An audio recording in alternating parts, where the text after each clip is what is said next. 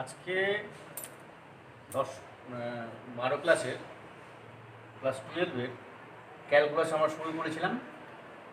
সেখানে আমরা এর আগের দিন মেথড অফ সাবস্টিটিউশন পরিবর্ত পদ্ধতির দ্বিতীয় চ্যাপ্টারও পড়া হয়ে গেছে। আজকে আমরা ধরবো, আগের দিনই বলেছিলাম যে আংশিক সমাকলন বা ইন্টিগ্রেশন বাই পার্টস। এখন ব্যাপার হচ্ছে যে এই ইন্টিগ্রেশন বাই পার্টস আমাদের শিখতে হবে কেন। কিছু কিছু ফাংশানস আছে যেগুলো সমাকলন আমরা করতে পারছি না, সেই জন্য এটা আসছে। দুটো ফাংশান যখন গুণ থাকবে, প্রোডাক্ট হিসেবে থাকবে, তার পার্ট ইন্টিগ্রেশনটা আমরা কীভাবে করব আগের যা নিয়ম শিখেছি সেই নিয়মে পরিষ্কার কথা আসছে না। ধরো এরকম ধরনের একটা ফাংশান আছে x E to the power x, এই ইন্টিগ্রেশনটা আমরা করবো কী করে? আগে যা নিয়ম শিখেছি সেটা আমাদের হচ্ছে না। ধরো এক্স কিউব ডিএক্স, এইটা আমি তো ধরো x dx is equal to হচ্ছে এক্স স্কোয়ার বাই 2 প্লাস ধরো c1, x square dx is equals to x cube by 3 plus c2, আর x cube dx is equals to হচ্ছে তোমার x to the power 4 by 4 plus c3।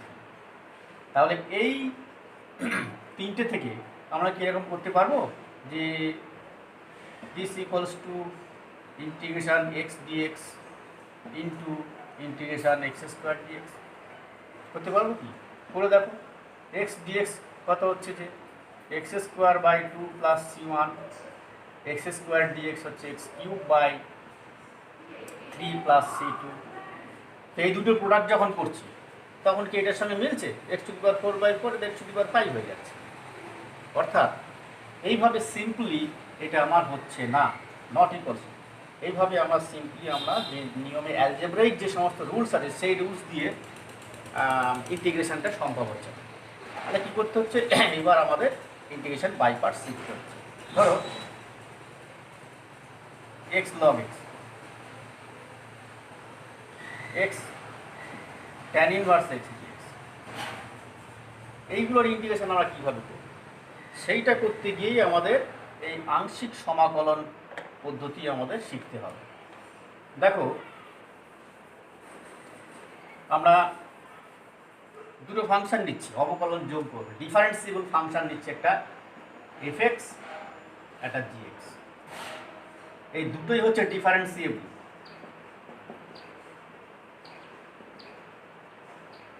অবকলন যোগ্য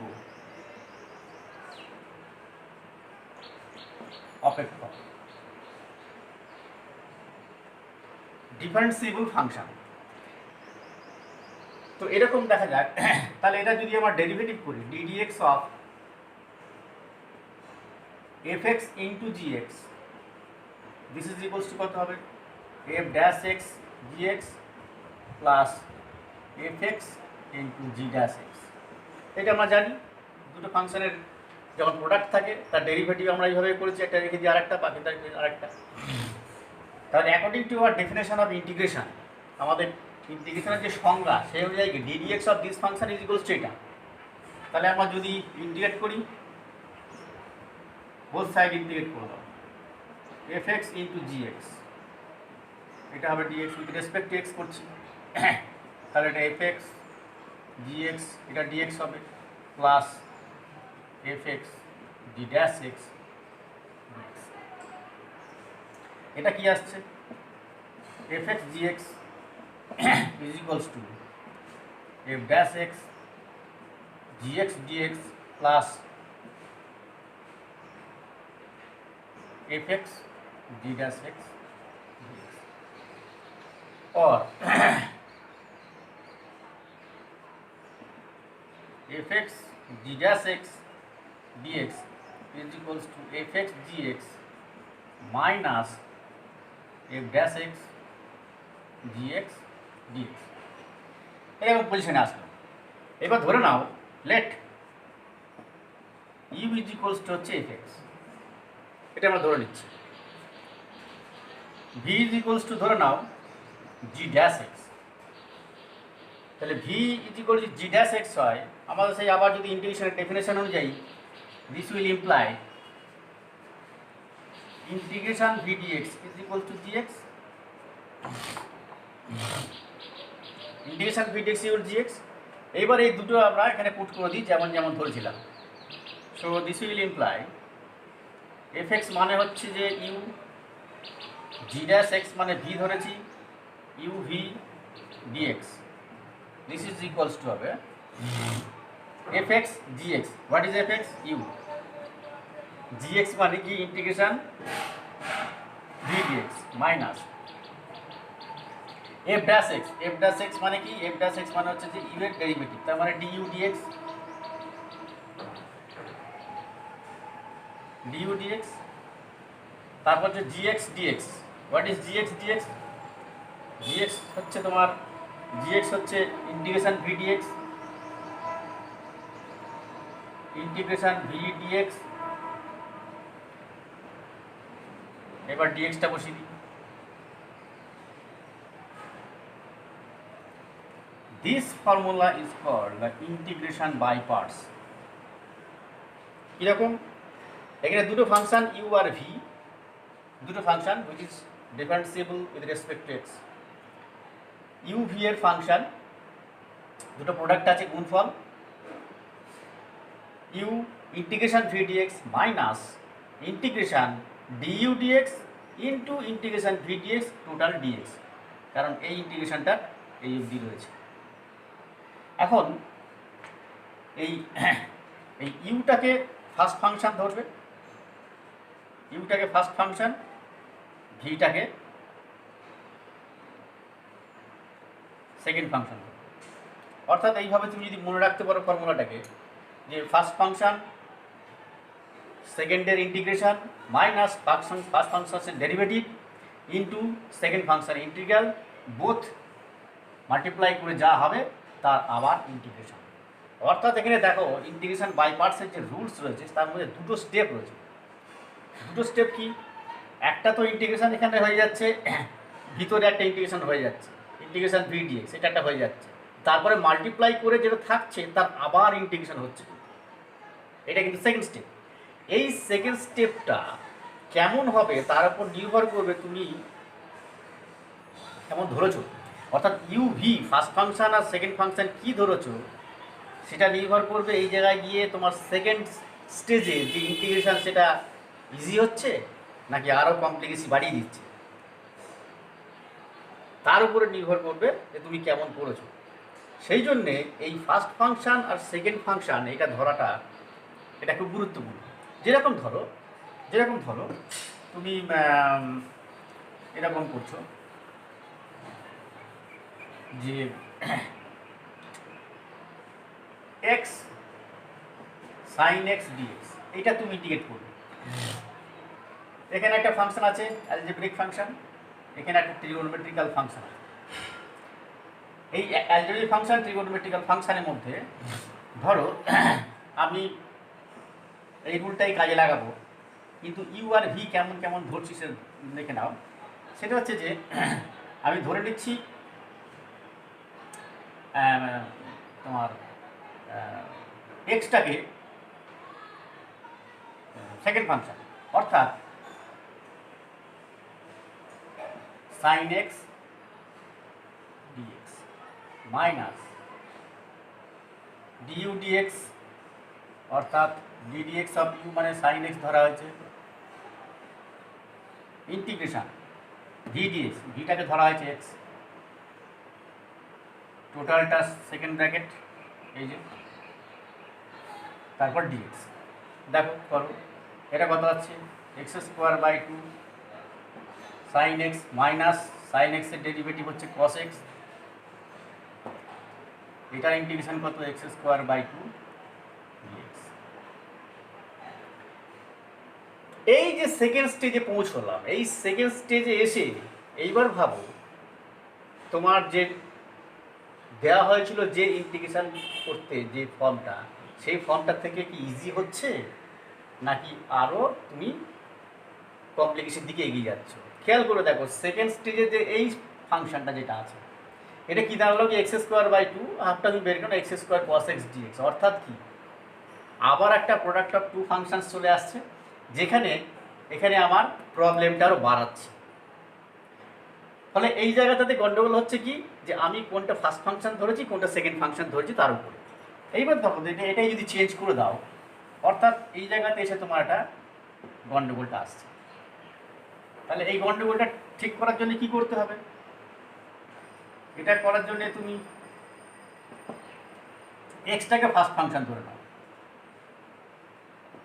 sin x dx minus ddx of x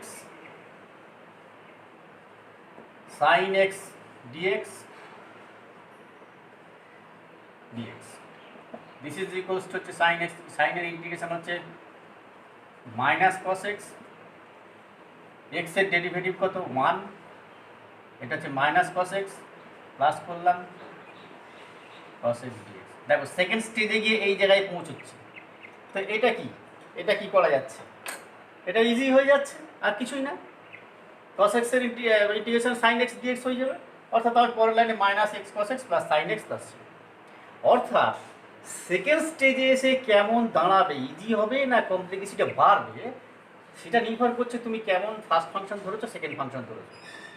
এটা trigonometrical function, এটা algebraic function. দেখতে পেলাম যে এদের দুটোর মধ্যে যদি থাকে অ্যালজেব্রিক ফাংশনটা যদি আমরা ফার্স্ট ফাংশন ধরি এবং ট্রিগোনোমেট্রিক্যালটা যদি আমরা সেকেন্ড ফাংশন ধরি, তাহলে আমাদের সুবিধা হচ্ছে ইন্টিগ্রেটটা কমপ্লিট করার জন্য।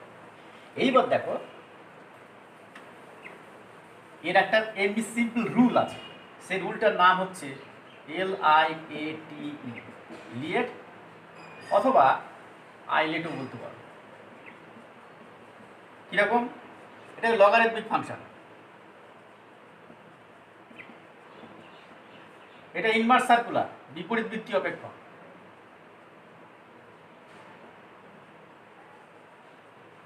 এটা হচ্ছে লগ জাতীয় ধরনের জিনিস থাকবে। এটা কেমন থাকবে?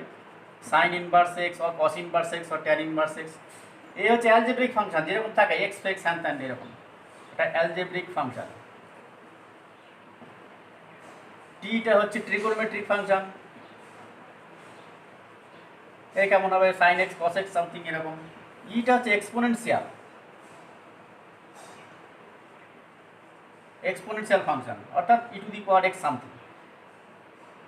তার মানে বুঝতে পারছো যে এটা কেমন হবে, এটা অর্ডারটা ঠিক এই অনুযায়ী চলছে। অর্থাৎ ধরো অ্যালজেব্রিক ফাংশন আর ট্রিগোনোমেট্রিক্যাল ফাংশন দুটোই থাকে, এটাকে ধরতে হবে ফার্স্ট ফাংশন, তার মানে এক্স আর সাইন এক্স। আমি এটা এটি থাকছে, অর্থাৎ অ্যালজেব্রিক ফাংশন ট্রিগোনোমেট্রিক্যাল ফাংশন। তাহলে কোনটা ধরলে সুবিধা হচ্ছে? যে অ্যালজেব্রিক ফাংশনটা ফার্স্ট ফাংশন ধরলে সুবিধা হচ্ছে, কারণ আগে আছে তাই, টিটা পরে আছে তাই।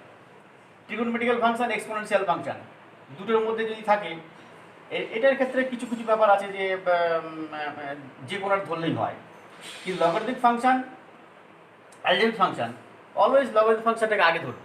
অর্থাৎ যদি এরকম থাকে এক্স লগ এক্স, এটা করতে গেলে প্রথমেই লগ এক্সটাকে ফার্স্ট ফাংশন ধরবে।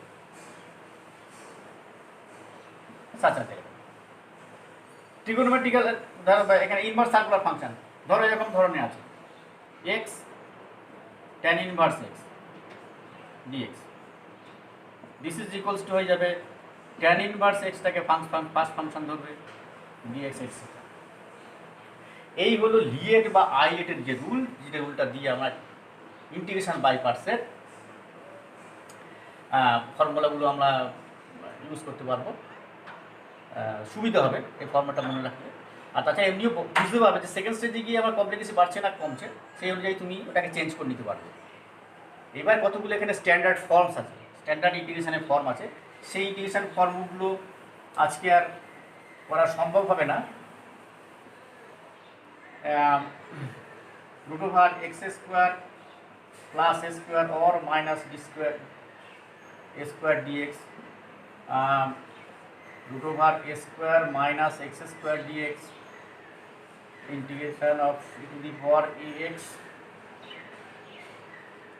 sin bx dx etc. এই ধরনের কিছু স্ট্যান্ডার্ড ফর্ম আমাদের শিখতে হবে।